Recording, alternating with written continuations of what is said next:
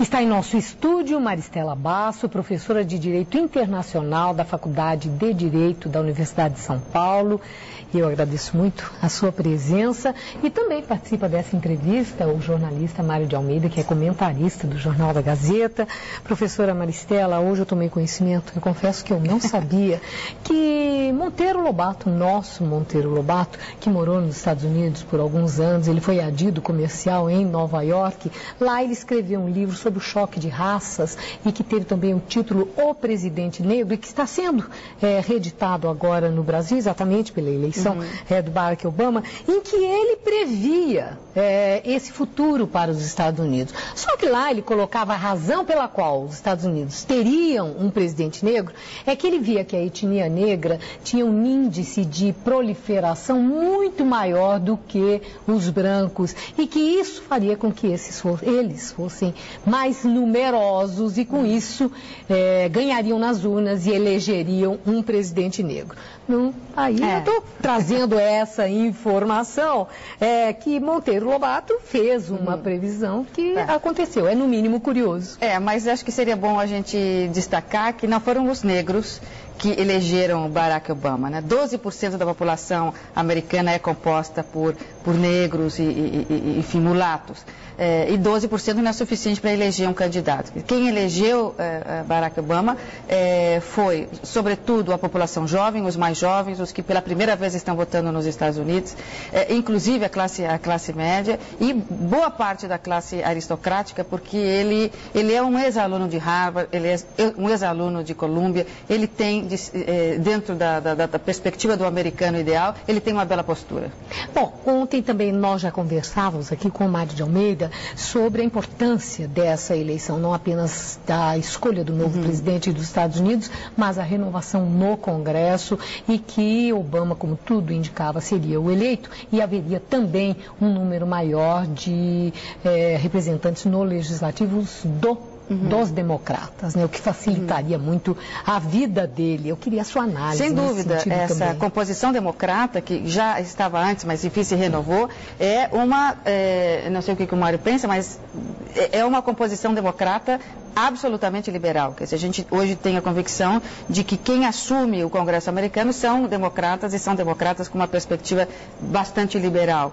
E a gente pensa, sem fazer tanta análise do que vai ou não vai acontecer no governo Barack Obama, esse é um dado importante. Ele tem uma composição dentro do Congresso que o apoia e o apoiará nessa tendência nova. E também a possibilidade dele mexer no sistema judiciário com a indicação de novos juízes da Corte. Professora Basso, e com relação aos perdedores, a ideia central do presidente eleito Barack Obama é abrir oportunidade para quem não as tem hoje.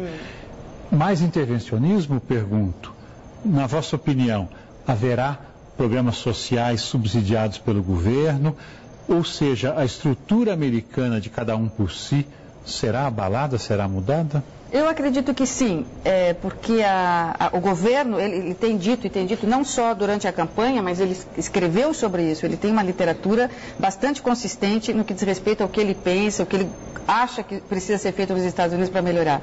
Ele tem uma visão menos liberal do que tinha o seu adversário. Ele acredita numa revisão da figura do Estado e mais responsabilidades para o governo. Quer dizer, ele, sem dúvida nenhuma, vai fazer um governo com mais responsabilidades, ele vai investir, como ele prometeu, em programas sociais e, sobretudo, na saúde, que é um problema nos Estados Unidos. E a realidade, de fato, com relação às guerras, Afeganistão e Iraque? Retirada, vai manter a palavra ou vai fazer um escalonamento bem mais lento, professora Basso? E aí o programa também nuclear iraniano que está nesse pacote. Ele foi muito criticado pelos adversários, até pela imprensa e por comentaristas, especialistas em relações internacionais, que ele foi muito tímido no que diz respeito à política externa. E ele foi tímido porque o grande especialista em política externa é o seu vice.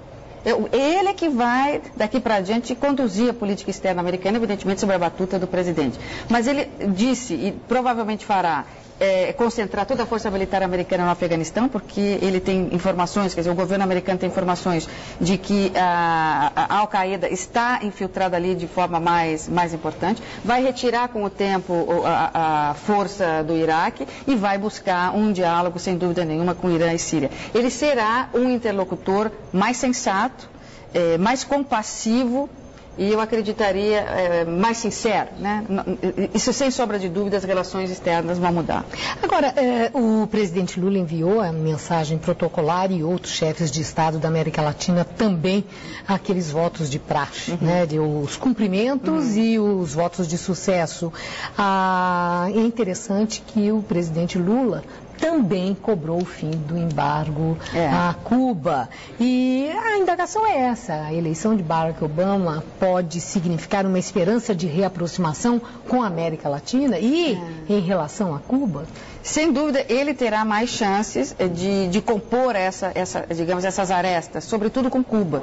Não só pela sua cor, mas porque ele tem uma predisposição corporal que é muito importante para um chefe de Estado, um chefe de governo. Ou seja, o seu corpo fala de forma amigável, de forma fraterna. Ele, com certeza, vai rever essas relações com Cuba. Fidel até fez uma declaração não muito boa durante a campanha, que o apoiava. E ele vai rever, sem sombra de dúvida, as relações dos Estados Unidos e o poder dos Estados Unidos no Oriente Médio. Professora Basso, e os velhos adversários, Rússia e China?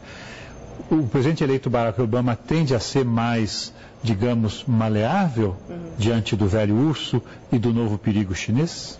Ele vai resgatar essa imagem dos Estados Unidos, o que os Estados Unidos perderam nos últimos anos do governo Bush, a autoestima, a autoconfiança, o respeito próprio. Ele vai resgatar, e isso significa voltar aos Estados Unidos a ter o poder e ser o poderoso que ele era antes.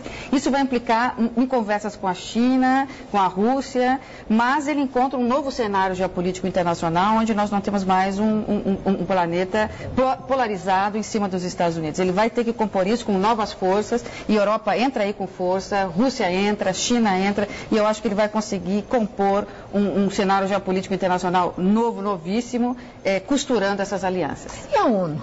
A ONU supõe aí que seja o início de uma nova era nas relações com os Estados Unidos. O presidente Bush não deu a mínima para a ONU, desqualificou publicamente e, inclusive, desrespeitou.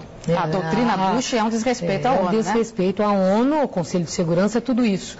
Barack Obama pode ser um resgate ao que a ONU já foi um dia? Sem dúvida, mas agora os países interessados, os países emergentes, os que querem assentos no Conselho de Segurança da ONU vão ter que correr, porque ele assume dia 20 de janeiro, se confirmado pelo Colégio Eleitoral em 20 de dezembro, ele assume em 20 de janeiro e possíveis reformas à Carta da ONU devem ser apresentadas até o fim de fevereiro, senão depois sai da pauta e só para o ano seguinte. Então, quem quiser mudar o papel da ONU agora, vai ter que correr.